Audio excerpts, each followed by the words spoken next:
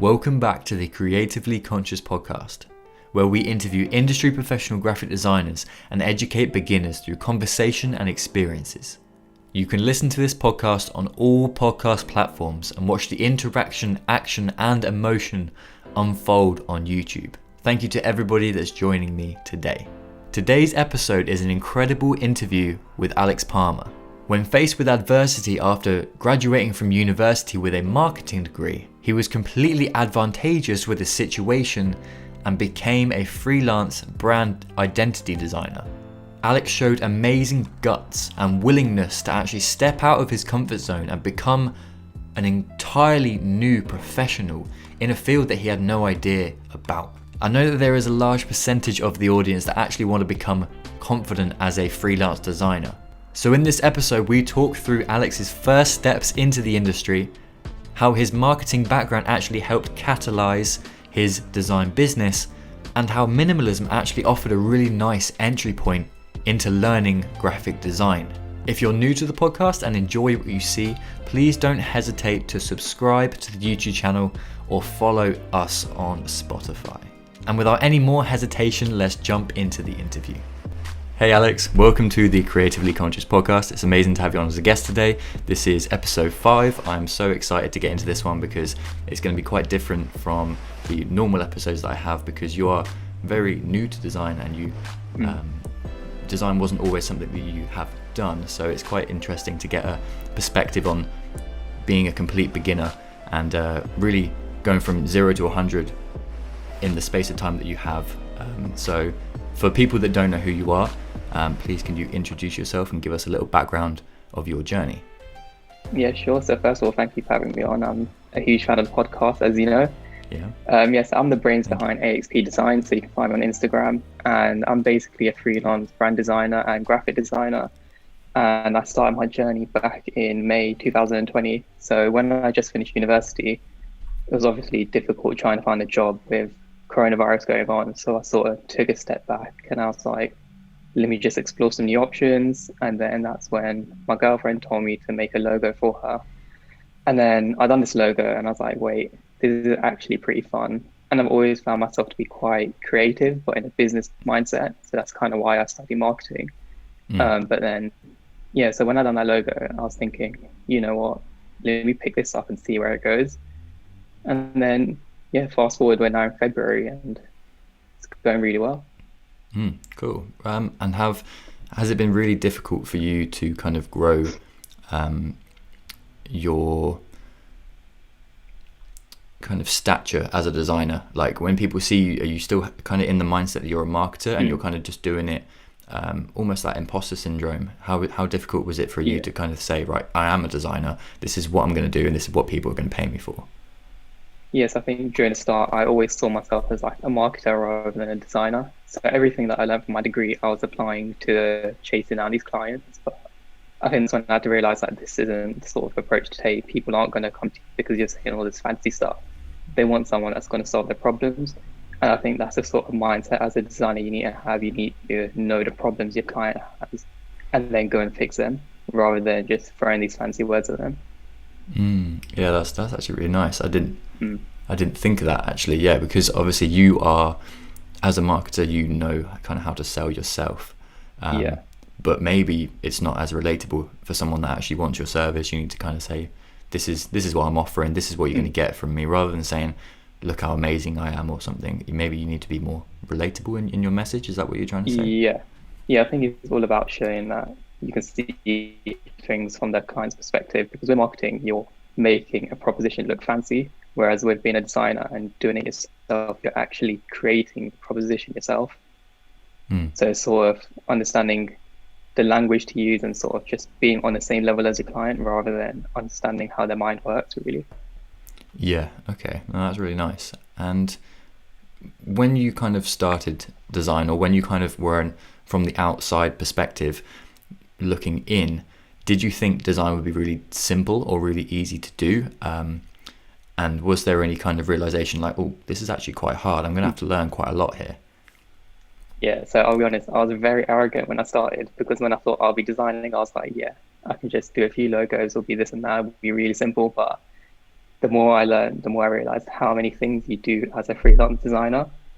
So I think at the start I was like, yeah, I know my way around social media. I can build my platform up, but then it's once you start getting those clients and you start developing your brand, you sort of realize, okay, wait, I'm more than just this. You're sort of your own accountant, your own finances, you're your own negotiator, sort of negotiating with clients. You're 101 things in which you don't realize until you actually start that journey. Yeah. So what kind of advice would you give to somebody that thinks, I'm going to try and do this as my full-time job, this is my full thing? Because like you said, it's not just I'm a designer. I'm not just going to open Illustrator and start designing a logo. You got to think about obviously how you're going to communicate with your clients, how you're going to get invoiced, the payment side of things, the business side of things. So what kind of advice would you give to somebody that needs to be able to handle these things? So my main advice would be, don't be afraid to invest in your business, which is something I've also learned, starting from just my laptop to building up to have my own setup. I saw the need to invest, and that's why I sort of put myself out there and done it. And it helps a lot because it helps the organization, your sort of mentality and your motivation to actually carry on doing what you're doing, because you've put that money into your business. But then at the same time, it's having that motivation and sort of the willingness to do more than what's required of you. So your client will only see you as the designer, but it's understanding that you are actually more than just that, and having the time in the day to do those other things alongside designing. I think that's what people need to understand, and I don't think many people are actually aware of until they get to that point.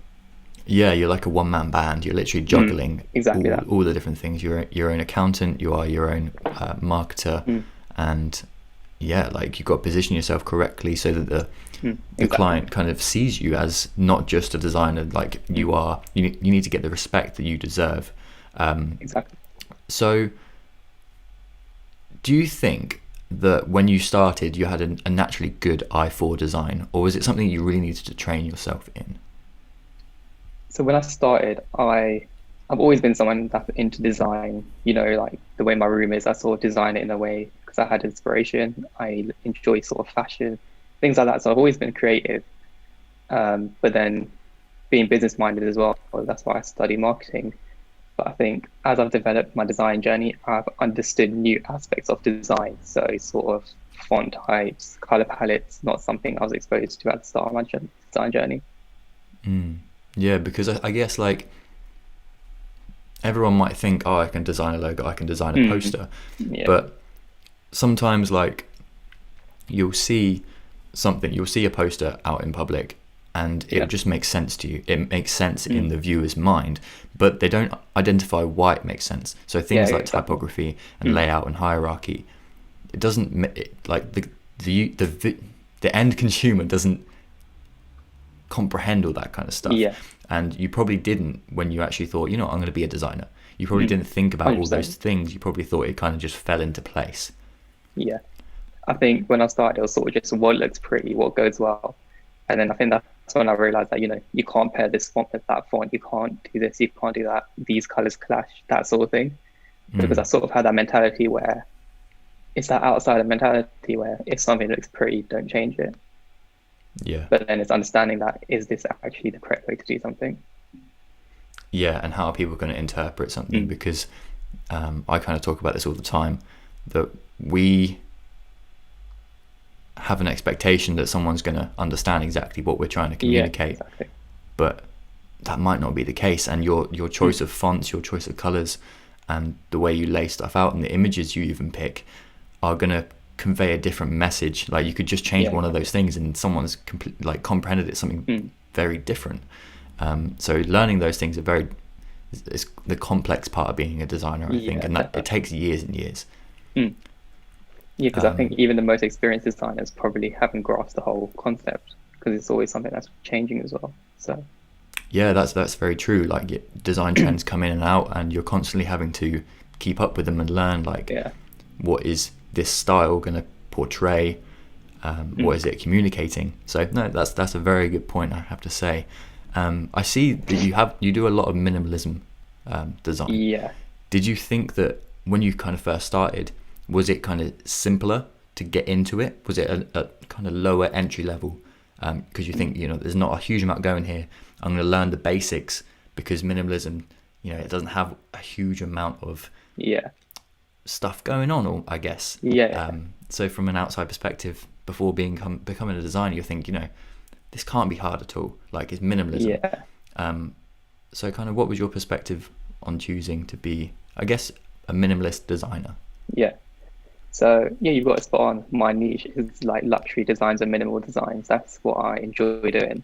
So I think when I started, I had no idea what I wanted to do, what my niche was. I think I was just doing every type of design I can just to get clients. But then I think when you're doing that, you realize what you enjoy and what you don't. And I think that's how I found my niche in luxury and minimal design. But then even before that, with the clothes I wear, sort of the interior design I enjoy looking at, everything is pretty minimal, sort of has this very elegant yet not over the top design.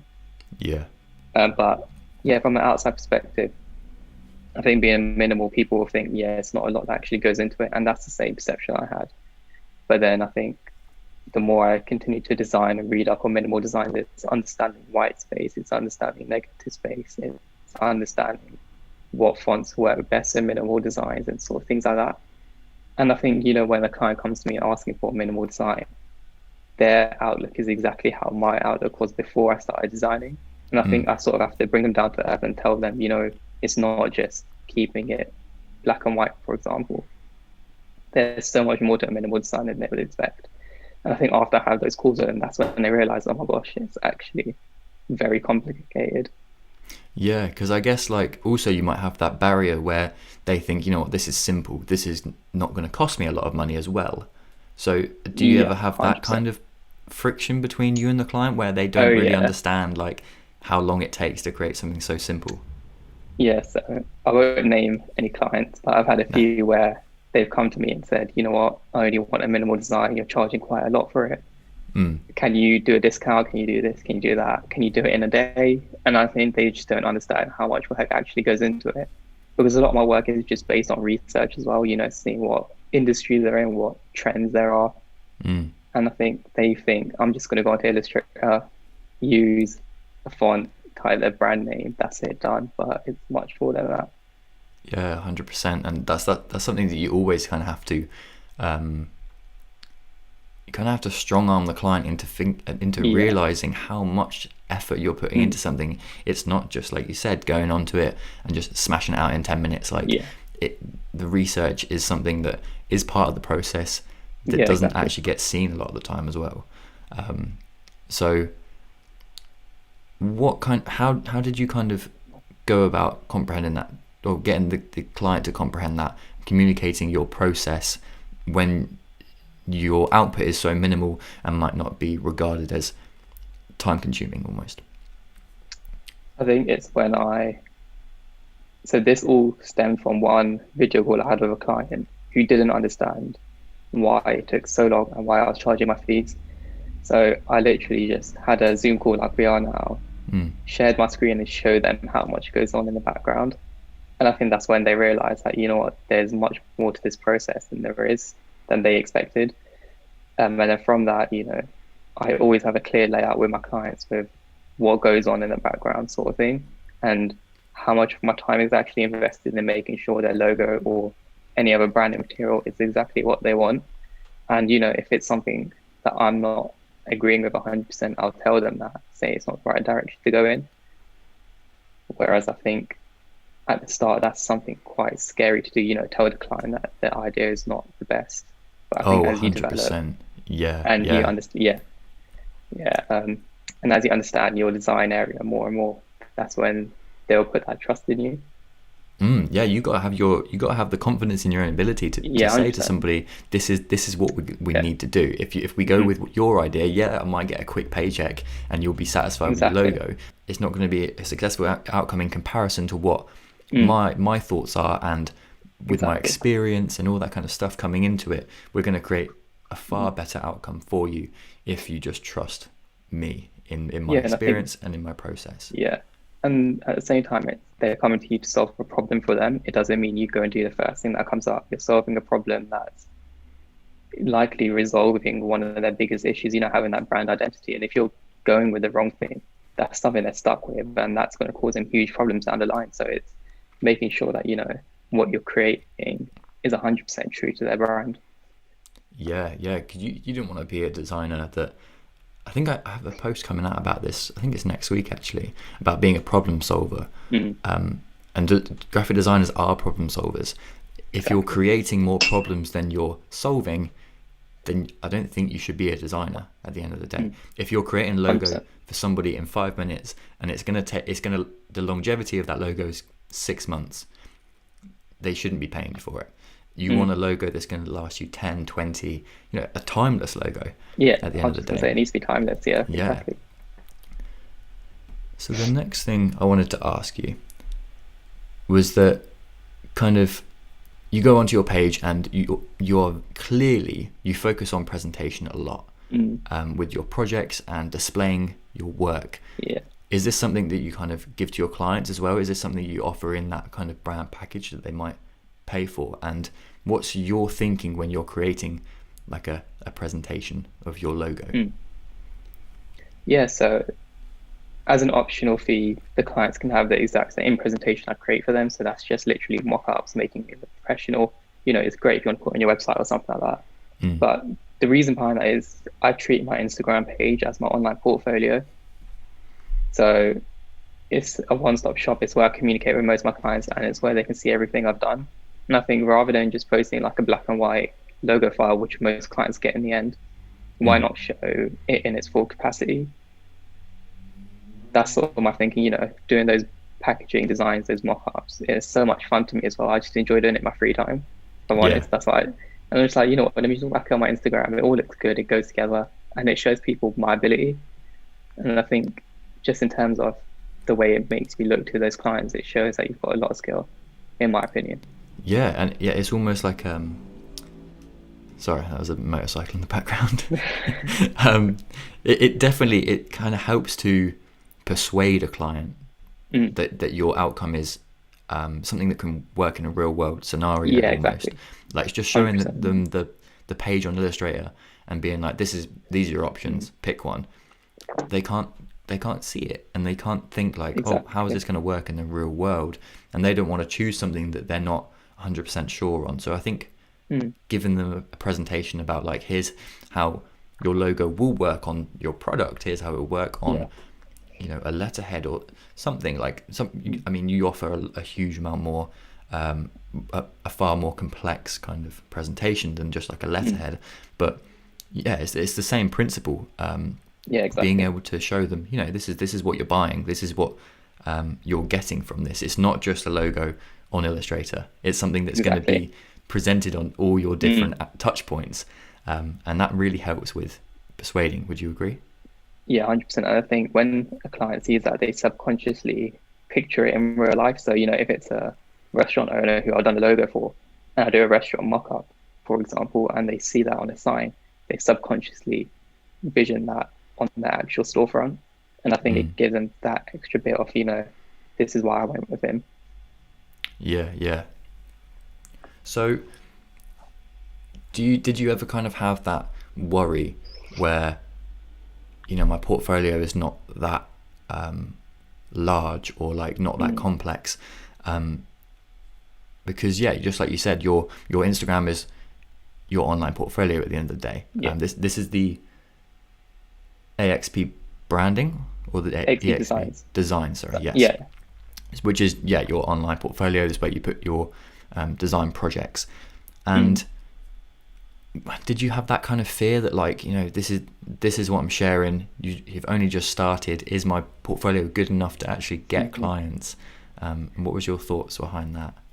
Yes, I think within the first month of starting my page, I was always looking at inspiration from some of the other designers that I'm now lucky enough to call my friends and stuff. When I was looking at their pages, I was just like, why is a client going to go with me rather than them when I've got 3 logos that I've done on Canva?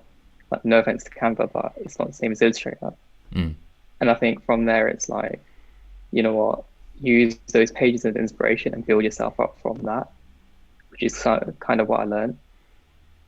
Yes, I think because like you said, there are a huge amount of accounts out there, and there's some people doing some fantastic things. I had a conversation with Lars, who is Dutch Who Designs on Instagram, and he was kind of saying like he had very similar style to somebody, another account on Instagram, and it was almost like, I've done this, I've worked so hard on doing something, on creating something that's very fresh and unique, and his designs are really fantastic, and the presentation is great as well.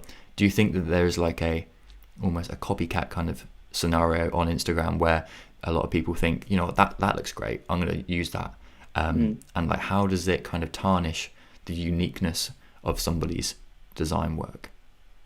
Yeah, I think it's something that's very evident. I think, you know, upcoming designers, they'll use these bigger pages for inspiration, and then if they see that it's working for them, you know, oh, they've got 10,000 followers, they've got 20,000 followers, they're getting clients all the time, let me duplicate this, but they're not changing it to their own style, sort of thing. So that's sort of where I realized that, you know, I need to change the way I'm doing my layout. So if I was looking at people for inspiration, it's how could I do what they're doing but spin it in a minimal and luxury way? So there's one page that I've always looked at for inspiration, and their packaging designs is what inspired me to go and do the way my feed's laid out. But then it's, if I'm specializing in luxury and minimal, how can I do what they're doing but spin it in that sort of niche way? And I think that's something which I think is beneficial for anyone that's starting out. Do something, focus on your niche, understand those pages that you want to use for inspiration, don't copy them, and spin it in your own way. That is very good advice, because I think I use the word copying, and it seems so cynical, you know, but for someone like you that's only just started out, maybe copying is the way that you can understand how to get better 100%. And improve yourself and what looks good and all that kind of stuff. So I think the advice you've just given there is fantastic. It's like, remember why you're doing it, remember why you started, remember what your niche is, and 100%. kind of pivot that amazing design that you're like taking inspiration from, making it appropriate to what you're doing. Remember your goal and target at the end of the day. That's fantastic. So something that is very that I really wanted to ask you, obviously you've spent so long learning marketing, you put kind of your whole life into getting a degree for marketing. Where do you imagine this design journey taking you, and will you kind of ever use your degree, or will you kind of just leave it behind? That's a very good question. I think marketing will always be the foundation of what I do. So the things I learned on my marketing degree, I'm still using to this day. You know, it's knowledge that I'm never going to forget. Sort of one of my modules in my first year was fundamentals of marketing, and a lot of that was based on design principles. So there's one book that we had to read for that, and it's called, I think, Understanding Design Principles, and I still use that book to this day because it's giving me inspiration daily. I think in terms of where I see the brand going, I want to take that marketing knowledge, sort of maybe take a step back from the designing and just focus on pushing the brand out there. You know, with my pricing strategies, with my promotion, with my advertising, with my social media, everything that I've learned over those 3 or 4 years, I want to apply it but to my own business rather than going somewhere else and doing that. So, you know, as much as I enjoy the designing aspect, I don't see myself doing it all the time for my brand, if that makes sense. I want to sort of bring on people that take over that responsibility, because in doing that, you can sort of branch out your niche, because I do minimal and luxury because it's what I'm good at. But if I bring in someone that's amazing at illustrations, I'm expanding my niche to illustrations as well. No, that's fantastic. And you kind of you would say that your understanding of marketing is just helping you grow your branding business. And would you say that you had a real advantage in starting something else, because at the end of the day you understand how to push yourself out there, and like you could take on anything else. You could, if it wasn't design, you might want to be a builder or something, but because you have an understanding of marketing, you're going to be successful. So what is something that a new freelancer that might not have that kind of understanding of marketing, what's something they could quickly use to kind of get their artwork, design work out there? So I think I'm always going to go back to it, but social media, Instagram is probably the best platform I would say right now to get your work out there, because it's where I started. It's where everyone is. It's where everyone in the design community is, and it's very simple to understand because most people have their own Instagram account. But moving on from that, it's understanding how you're pricing your services. So whether you want to do it hourly, project based, or monthly, depending on if you're being brought on as a designer for someone. I think it's understanding the different pricing strategies, which is something that I learned a lot about during my marketing degree. So go away, understand how you want to position yourself. What's your competition like? Understand those competitors that you have. But I think talking about competitors in the design community is something which I don't think many people actually consider, because I don't consider it myself. I see other designers as people that I look to for inspiration. It's not someone that I look at. If there's a client, who are they going to go with? Are they going to go with me or you, sort of thing? And I think that's something that I really enjoy about the design community. Everyone's willing to help one another. Yeah, no, that's great. I think that's what I spoke about on the second episode with Michael. It's so amazing that even though we are all competitors, there's an understanding of like, you know what, we're going to help each other out. We're going to bring everyone up to a better level, rather than saying, I mean, because there's two approaches to this. You can shit on other people, bringing them down, which ultimately elevates you higher than them, or you can work on focusing your efforts at making you better, and then bring people up and use your knowledge as a way to help other people, which is ultimately just a way more respectable approach, I 100%. Think. And that's sort of the foundation behind me starting my second page, AXP Branding, which is where we first started talking. I was getting loads of messages from new designers. How have you built up in such a short amount of time? How can I sort of do what you're doing? Are you happy to give your tips? And I'm like, yeah, I wouldn't. Why wouldn't a designer want to give someone else their tips? Is the way I see it. If someone's looking to you for inspiration, go help them. Yeah. And then the more I was getting these questions, the more I was like, let me have a dedicated page to just helping designers grow. And then, nice. The response to that has been amazing. So just carrying on helping those designers, like you said, lifting myself up, but at the same time, they're being lifted up with me as well. That's fantastic, because I think it's one thing I touched on with Ramon on, I think it's the 2 episodes back, is we kind of have 2 opportunities with Instagram. You either go down the route of trying to get clients, or you as your kind of target audience, or you go down the route of having designers as your target audience, and because you can sell to both, which is amazing. Exactly. And that's something I didn't really realize before starting my page and before starting this podcast. Like, people will buy from you in 2 different ways. You can sell your service, but you can also sell your knowledge. Exactly. Which is fantastic. And that's probably why what you kind of came across when you started your 2 different pages. And I kind of wanted to ask you, what's your approach for both of those? Obviously, because both of them, exactly what I've just outlined, you've got 2 kind of target audiences, and you kind of split your efforts in going towards and trying to help both audiences, I guess. Yes, I think on a daily basis, I would say 80% of my time goes into AXP designs. That's where my main income comes from. That's where I've built that foundation. But then the remaining 20% of the time, it goes into AXP branding, because it's a new page. It's something that I'm building up, so I'm not going to put 100% of my effort into that. But it's understanding how to differentiate the 2. So with AXP branding, it's a lot more knowledgeable based rather than visuals. So it's very simple carousels that are easy to understand, but it's using my own spin on it. So, I put GIFs in some of my carousels just to make it that bit more informal and easy for people to flick through and read. Whereas if I go into AXP designs, I'm not going to put GIFs, for example, in my captions or in my carousels. Yeah. Because a client won't find that looking professional. So I think it's just good to have that fluctuating sort of mindset to 2 different pages. If I'm spent all day on Illustrator, it's nice to just go off it, look at some GIFs, put it into a carousel, and help some designers as well. So it's pretty good. Yeah, no, that's a really nice approach. I like that, because you're kind of splitting your time up a little bit. It does get quite draining, actually, if you're designing all day for a client and creating something very, very professional, and you have a high expectation for yourself when you're creating that kind of stuff.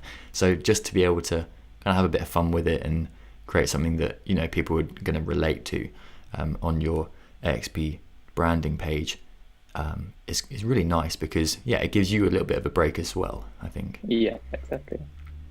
Is there a huge piece of knowledge or kind of information that really catalyzed your skill for design? Was there one thing that you would pinpoint as like that? Once I knew that, my design, 10x'd almost. I think it's just understanding that design is subjective. Not everyone's going to love your designs.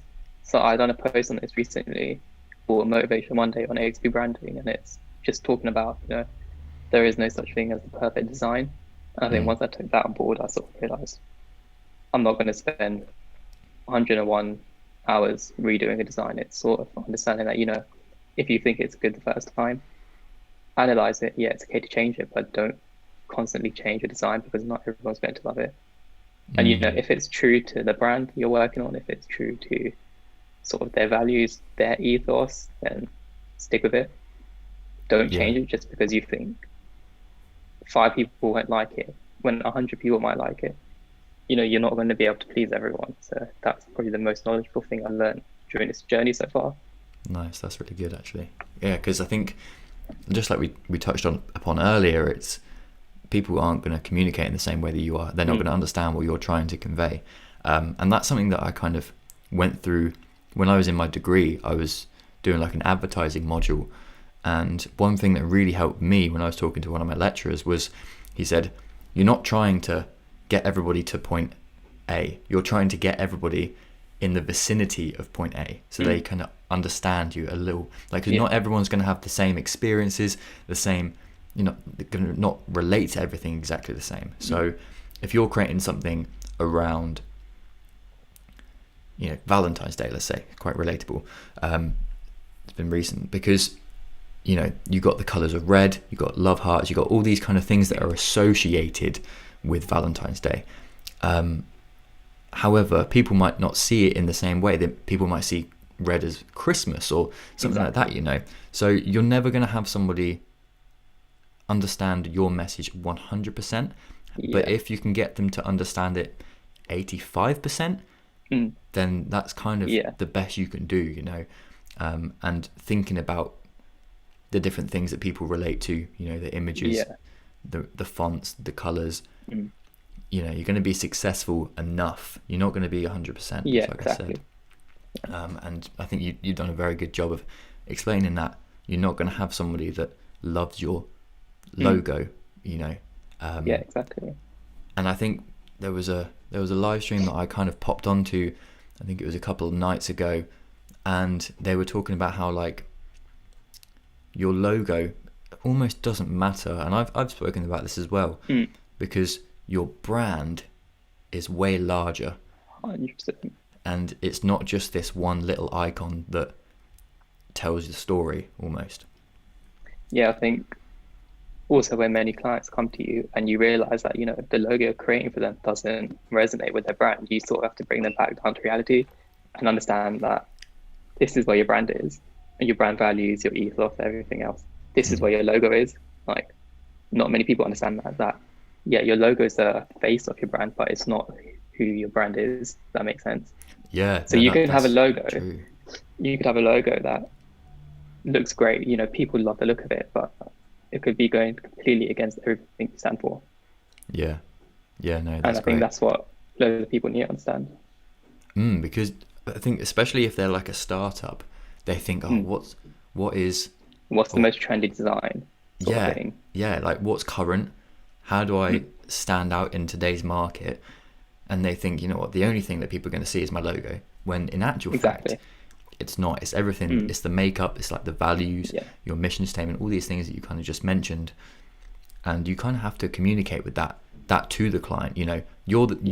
Even if your service is the logo itself, you have an understanding of the rest of it. You need to learn the rest of it as well, to be able to create a successful logo for them. Yeah, and I think it's also important, with these startups that might not understand how design works. It's sort of, if you're entering a saturated market, let's say you're becoming a personal trainer. Just taking that as an example, because I've seen those personal trainers come up during lockdown. Yeah. So you go with a logo that's so popular amongst the personal trainer community, you're not going to stand out unless you have your brand, which positions you completely differently. So you could have 101 personal trainer logos lined up, and you could go to talk to every single one of them. But the one thing that will distinguish you from them all is your brand values, your ethos, your sort of mission statement, those things.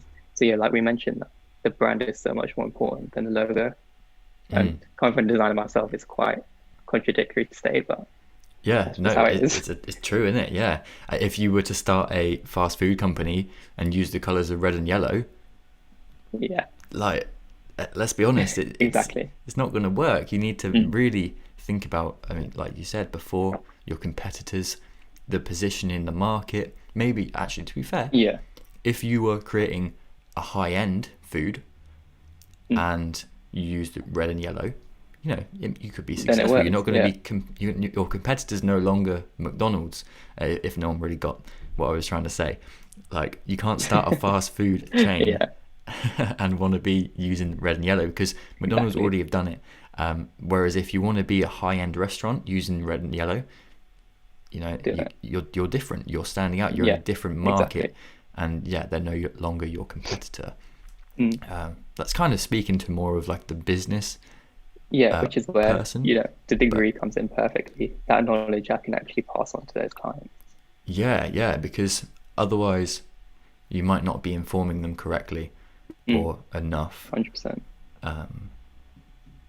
So yeah, if you guys really need to learn more about that kind of marketing side of things, definitely message Alex, because he's going to give you a lot of information about that.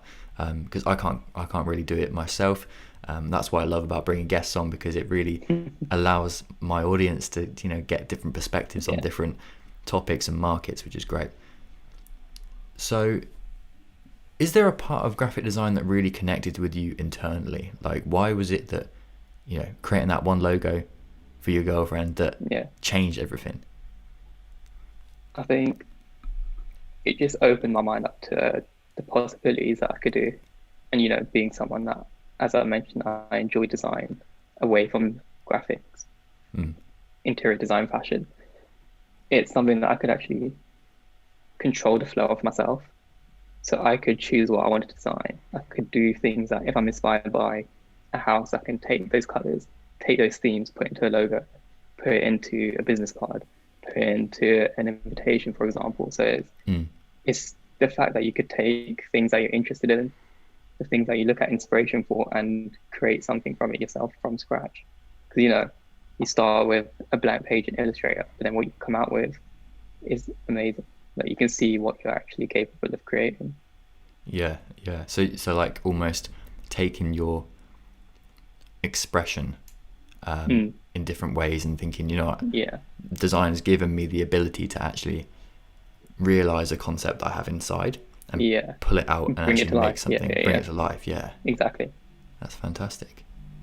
So for people that are wanting to get into design, or, well, I mean, because you are almost like an entrepreneur, the way you kind of had that marketing background.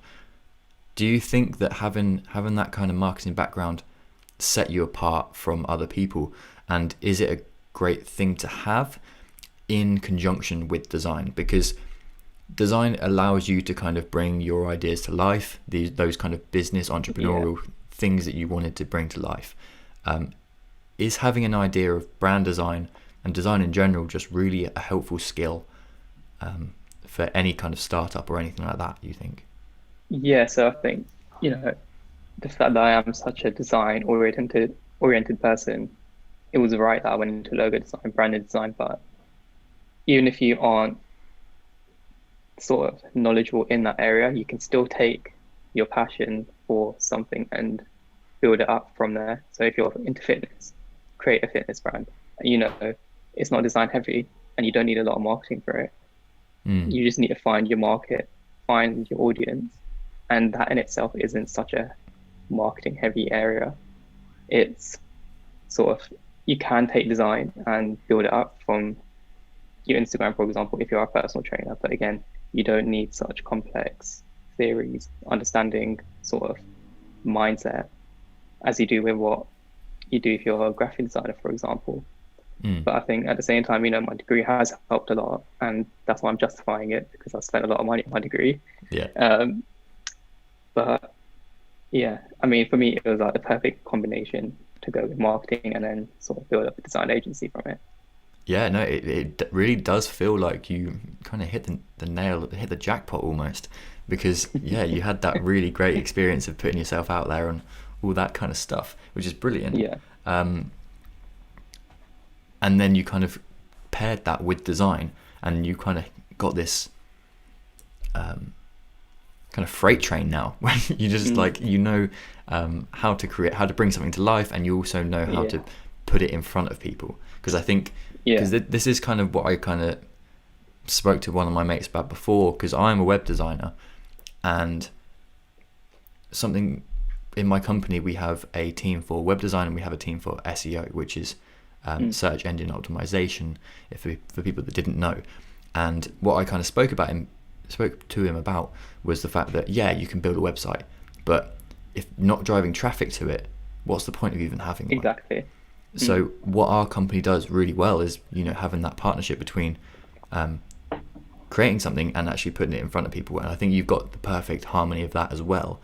And that kind of really helps when you have that understanding of persuasion, I think, because that's marketing in itself, isn't it? It is. I think marketing is just a sort of businessy way people just describe it as, because you are literally persuading people to buy something. And why would you put in all that effort to create something if you're just a freelancer and you're creating all these designs and you think, what, I'm going to make my portfolio absolutely amazing, going to put so much time and effort into it.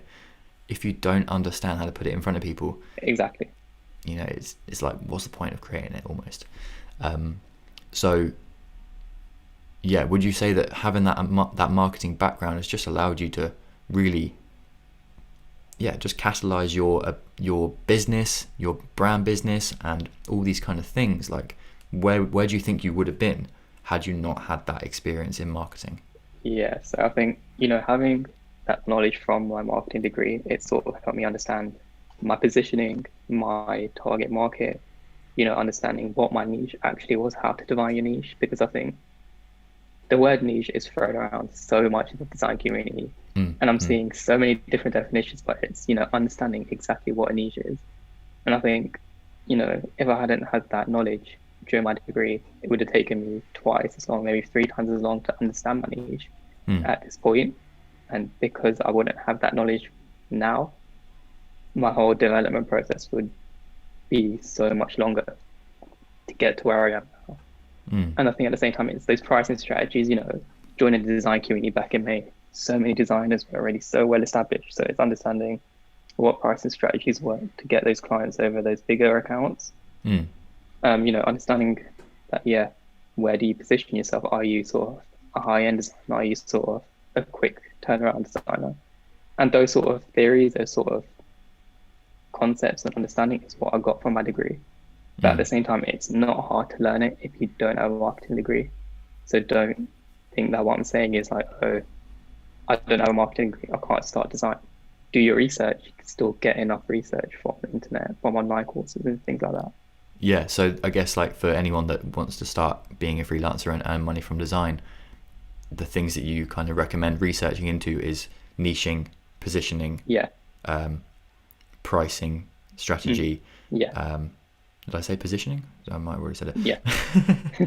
And those kind of things are really valuable to you to understand where your value as a designer is going to come from and how to pinpoint the audience that comes with around that kind of niche.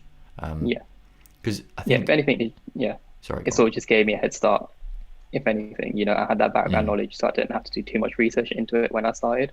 I could sort of do that. I've had that knowledge, and it's okay, let's go straight into it now, rather than start my page and then finding my feet. Because if that was the case, then like I said, the growth I've seen would not have happened in a short amount of time. No, that's really great. That's great advice. And that's the whole point of this podcast. The podcast had the mission statement of helping young designers find their voice and their feet in their career. And like you said, that really helped you find your feet within creating a freelance business for yourself in design, which is great. Would you say you're more of a commercial designer or a passionate creative? Because I think there's almost like a middle balance point, which is amazing, because you have to be business minded and you have to be an expressive creative. Where do you think you fall on the scale if one was commercial and 10 was expressive? I would say I'm right in the middle, honestly, because firstly, I've got that marketing knowledge, so I know what works. That's the commercial side. But then what not many people know is that I don't take every project that comes my way because it's not something I'm passionate about. I'm not going to do a logo design. Yeah, it might be good for the money, but if it's not something I'm going to enjoy doing, I can notice that from the start, and that's just because it's not sort of resonating with what I design. Yeah. And at the same time, if I'm not 100%, I'll be honest, if I don't agree with what the brand does as well, I won't do it. So I think that passion side allows me to have that balance, because I'm not going to do everything just for the money sort of thing. It's doing things because it's doing design because I actually am passionate about it. That's how it started. It's something that I enjoy doing, otherwise I wouldn't be doing it. So I'm taking from that, like, not being desperate almost. Just I think having morals. coming up as a new designer, I think loads of people can be thrown by the fact that every client is basically money. But as you go on, you realize that you sort of mature in the way you look at your own business. Because the way I see it, I don't want to be seen as a designer that will take on any job just for the money. I want to be known as a designer that's doing it because it's a passion of his, and then the money is a plus. That's the way I see it. No, that's fantastic. A fantastic way of looking at it, because I think there's a lot of designers that will take on anything, and you've got to have a difference between the value, the monetary value, and the value that it's going to bring to your business and your stature, and how people view your business as well.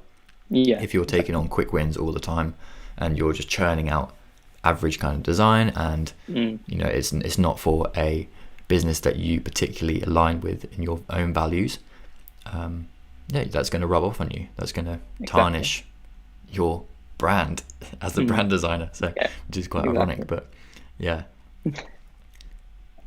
so for you, I wanted to ask where your self-fulfillment comes from.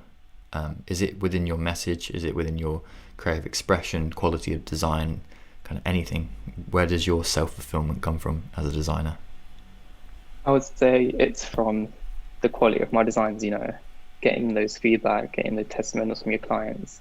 It's such a big boost for, your own self-confidence, and it just reinforces why you're doing what you do. You're not going to be able to please every single client to 100%, but getting those feedbacks, getting those messages I still get today from some of my old clients, saying thank you for the logo. And then, when you go on to see your logo on a storefront, you see their business cards getting printed. That fulfillment is just another level to something that I've never experienced before. And I think that was the first logo I did for a client that got it printed. I think seeing that when they showed me a video of it, I was just like, oh my gosh, a client's actually gone and printed one of my designs that I put my time into. And it's the fact that they put that trust in you to sort of create their brand for them. And then the fulfillment you get from that is just another level. I think everyone, if they've been a logo designer, everyone remembers the first logo that they created that got published and has been used in a real world scenario. And that's what I used to love when I was a freelancer, all the time, like being able to actually see something that you had the idea, the concept that was just in your head, or might just have been a little sketch on a piece of paper. Bringing that to life is the most fantastic thing for me. So I really relate to what you're saying. That's brilliant. So if you have what's your biggest piece of advice for somebody that wants to be a graphic designer? This is a heavy hitting question, so take the time you need to. There's a lot. So I would say, don't embrace criticism. You know, you learn so much from the critic you get from people. Like, don't look at it as a bad thing. You know, what someone says, if it's not coming from the designer, don't take it to heart because they don't understand the reasoning behind what you're doing. If it's coming from a designer, take it on as feedback. You know, you can change it and make it better. If someone says, oh, these weren't the right colors to use, don't think your whole concept of color is incorrect. Ask them, what colors can I use instead? Research it, go research it. A second point would be invest. It's such a scary thing to do. You know, when I first started, I started out on Canva. It was a free software. I didn't want to invest any money into my business because I didn't know where it would go. But then, you know, just putting it out there, I went and bought Adobe, I bought Illustrator, Photoshop. And then that's when I saw my designs go to the next level, which I didn't think it could go to.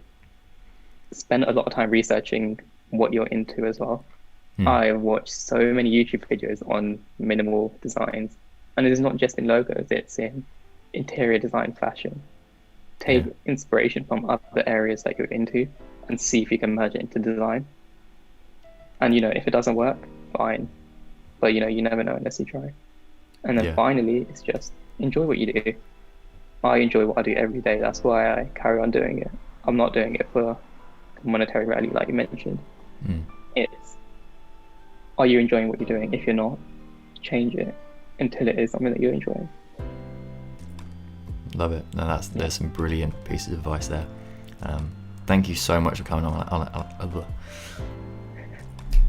Let's try again. Thank you so much for coming on, Alex. It's been a fantastic episode. It's been very, very value packed. We've spoken a huge amount on being a freelance graphic designer, how you can start, the different things and pieces of advice that you have for someone that's, you know, has no experience in graphic design at all, and taking them from zero to the point where they can actually start to make money from it.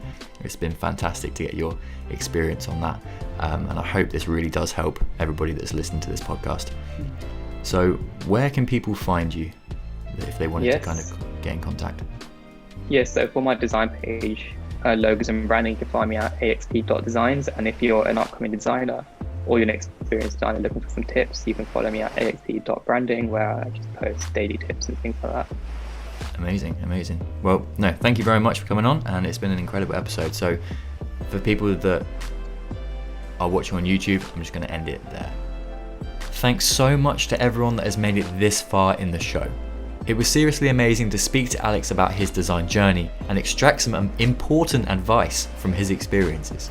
I hope you can all find something educational to take away from today's episode.